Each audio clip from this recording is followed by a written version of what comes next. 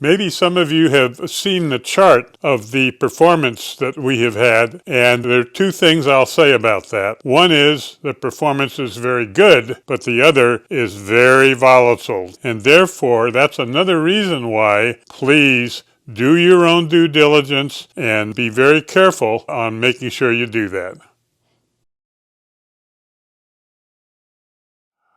Well, once again, I've done this before, and I will lift my daily smoothie one more time. I did it, I believe, when silver pushed to an all-time high of $60 an ounce. I did it again when it moved to $70 an ounce. Guess what I'm doing it for now? The last price I saw, this is COMEX, was, I believe, the February silver contract, 81. So we're now getting a new high in the COMEX price.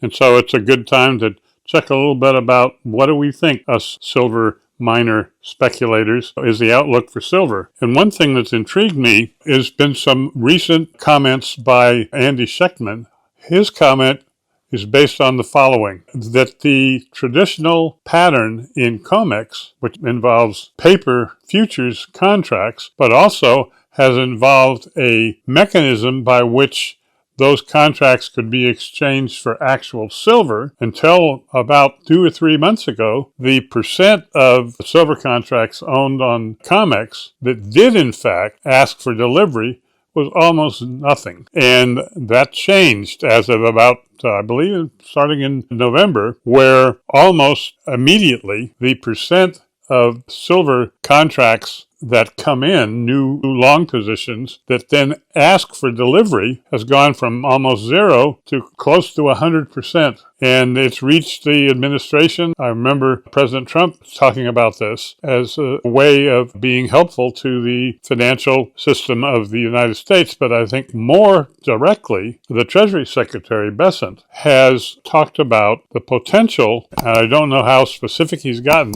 but according to Andy Schechtman, he's convinced that the administration is considering a huge increase in the price of gold in terms of dollars, and using that increase to then, with the new gold and perhaps silver, to use that increase that's available to the Treasury to sell several trillion worth of new Treasury bonds that are based on, rather than paying interest, people can switch it to gold, perhaps in some percentage like BRICS is doing, but that would be something, according to Schechtman, that could happen. I think he's mentioned the 4th of July of 2026 as a factor. And we've talked about so many other record number of other bullish factors going on in the silver industry. And here's a new one.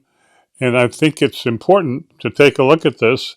And so what it does is it increases my conviction even higher that you want to be in the silver miners. And so this is where we're looking at a continued bull market in silver. If you want a copy of my book, The Speculator's Mosaic, you can find that on Amazon.